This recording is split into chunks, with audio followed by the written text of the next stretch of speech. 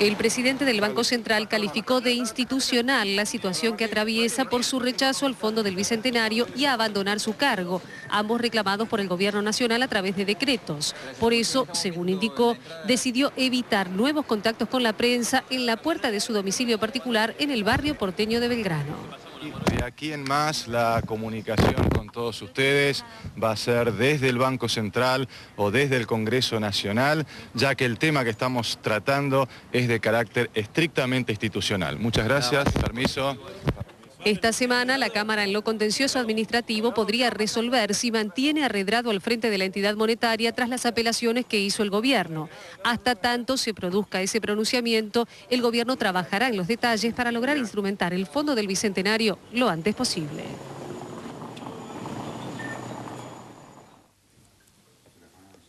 Ampliamos aún más este tema, Cecilia, lo estamos saludando ya mismo en esta edición central de Visión 7 al diputado Carlos Kunkel. Diputado, ¿cómo le va? Gracias por venir, buenas noches. Buenas noches, muchas gracias por invitarme. Bueno, siguiendo este tema, ¿no? La continuidad o no de Martín Redrado al frente del Banco Central, la posibilidad de la conformación del Fondo del Bicentenario.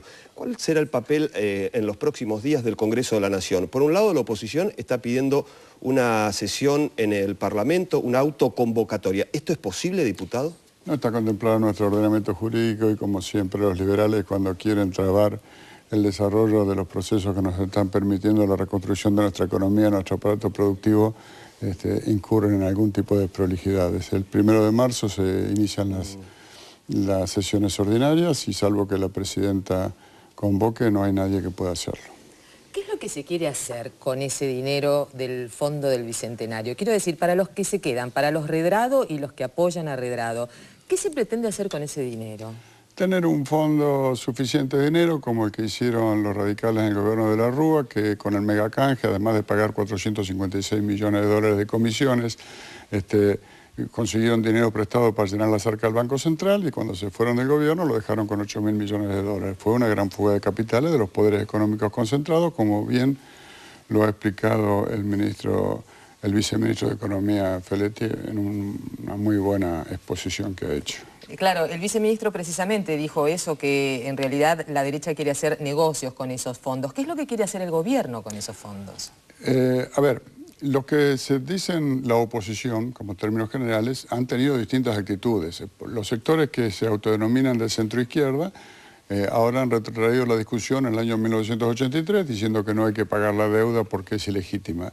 No hay ningún título ni nada que tenga origen antes del 83. Ha habido un proceso complicado en la economía argentina a partir de 1976 y en este momento las deudas que hay todas se originaron mucho después.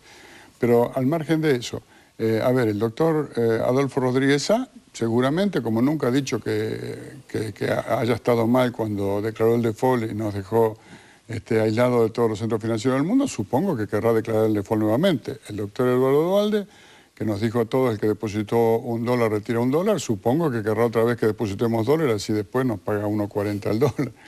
O sea, no hay una coherencia y sobre todo se habla mucho que si la jueza tenía un patrullero en la puerta. No, lo que no se dice concretamente es que nosotros hemos llegado al gobierno hace menos de 7 años con 8.500 millones de dólares de reserva, que hemos reducido el endeudamiento externo del 156% del Producto Bruto Interno al 41% del Producto Bruto Interno, y que además hemos llevado las reservas a cerca de 48.000 millones de dólares, para los cuales, en realidad, por el encaje y los fondos disponibles, con algo 31 o 32.000 millones son suficientes. Quiere decir que tenemos 18.000 millones más o menos de libre disponibilidad. Ni siquiera se está planteando hacer como se hizo con el Fondo Monetario Internacional, que se le pagó, sino hacer un fondo de fideicomiso que dé garantía absoluta a quienes tienen que ir cobrando durante el curso de este año, y a partir de allí vamos a ir operando y podemos ver en los mercados si nos conviene más pagar con un poco de eso o, por el contrario, simplemente rescatar. Creo que ya para febrero está en marcha el proceso de abrir una licitación para rescatar parte de los bonos a aquellos que los ofrezcan recibir con mayor quita. ¿Diputado considera que se judicializó este tema? Sí, por supuesto. Lo que pasa es que para nosotros estamos habituados, sabemos que van a buscarse cualquier tipo de argumentaciones.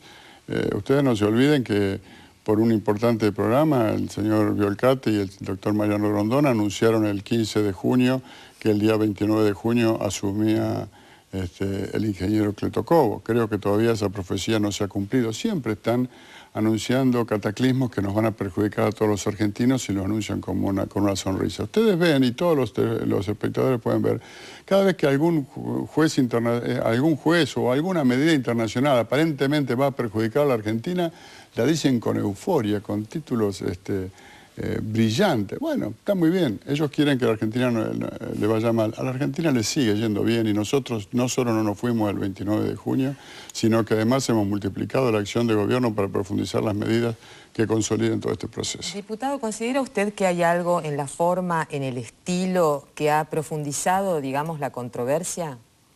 Mire, si alguien me dice que la oligarquía quiere pagar más impuestos, pero que simplemente quieren que se lo digan con una sonrisa o que vayan las boquitas a llevárselo a la sociedad rural, yo le creo. Pero ¿alguien puede pensar que los ricos que no quieren pagar impuestos en realidad los pagarían si se los decimos de otra forma? ¿Y por qué no los pagan? Porque, mire, se ha descubierto que todavía tenían escondido por ahí 1.800.000 toneladas de trigo que habían comercializado en negro. ¿Ustedes creen realmente que ellos querían comercializarlo en blanco, pero que los comercializaban en negro porque no les gustaba el peinado de Cristina o los mocasines de Néstor? Es ingenuo eso, porque además perjudican a todos los argentinos. No, lo que pasa es que pareciera haber como una serie de artilugios desde el punto de vista jurídicos, formales, institucionales, que dan lugar, digamos, a este cuestionamiento. No, porque las medidas que se han tomado en el marco absoluto del derecho y de las condiciones del ordenamiento jurídico argentino. Lo que pasa es que, bueno, no quiero poner el acento en las formalidades que ya demasiada exposición tienen. Yo lo que estoy planteando es acá una cuestión más de fondo. Queremos que el dinero de los argentinos sea puesto realmente al servicio de la producción, del empleo, a paliar las crisis internacionales que nos vienen desde afuera. El país, a pesar de toda la crisis, mientras en Estados Unidos y en Europa y en Japón, en todos los centros económicos mundiales, se achicó el Producto Bruto Interno, la Argentina ha crecido mucho menos de lo que venía creciendo, por supuesto, pero ha crecido. Y nuestra política de relacionarnos y tener como socios comerciales a China, a la India, al propio Brasil, ha tenido sus frutos, porque evidentemente los resultados que tienen esos países son mejores. Y algo que tiene que quedar, me parece claro, la crisis financiera internacional no se ha agotado, porque lo que se ha dado es paliativo para los grandes bancos financieros y los grupos financieros que llevaron a la quiebra del sistema a nivel mundial. No se ha cambiado la filosofía y los conceptos neoliberales en el centro de las economías mundiales. Así que nosotros vamos a tratar de seguir cuidando los ahorros de todos los argentinos, vamos a tratar de fomentar, de preservar el empleo y la expansión productiva. Diputado, por último, ¿cómo considera que termina esta historia? Es decir, por un lado el Fondo del Bicentenario, hay un decreto por un lado, hay una decisión de la justicia por el otro. La partida de Redrado... Hay decisión de una jueza. Es decir, hay decisión de la jueza. Digo, ¿cómo termina todo esto? ¿Continúa Redrado? ¿No continúa? Es decir, ¿cuál cree que va a ser finalmente el final de esta historia? Un detalle que parece que no se tiene muy en cuenta. Redrado no es un monarca absoluto de una institución unipersonal. Preside un directorio en los cuales está 7-2 en desventaja con respecto a toda su opinión y las cosas que hace. En cualquier cuerpo colegiado del mundo, una persona que tiene que presidirlo y que está 7-2 en absoluta minoría, evidentemente no está dispuesto a respetar el funcionamiento institucional, porque no puede tomar ninguna decisión contra la voluntad de 7 de los 9 miembros del directorio. Así que sí, va a tener que acatar la decisión de la presidencia porque ha sido tomada dentro del marco de sus atribuciones. El mismísimo Ricardo Alfonsín dijo hoy, si yo fuera Redrado ya me hubiera ido, ¿no? Bueno, lo dijo el primer día, porque el doctor Ricardo Alfonsín evidentemente es un hombre responsable, que es un claro opositor, nadie puede plantearlo de otra forma, pero al mismo tiempo tiene un sentido de la responsabilidad de lo que es históricamente su partido para la democracia en la Argentina, que se ha visto bastante dibujado por algunas expresiones de derecha que aparecen invocando la representatividad del partido y que, bueno, formalmente pueden tenerla, pero que me parece que va en contra de los intereses y los principios históricos que ha defendido el radicalismo desde Irigoyen. Gracias, diputado, por venir esta noche a Visión 7. Muy gentil, ¿eh? Muchas gracias a ustedes.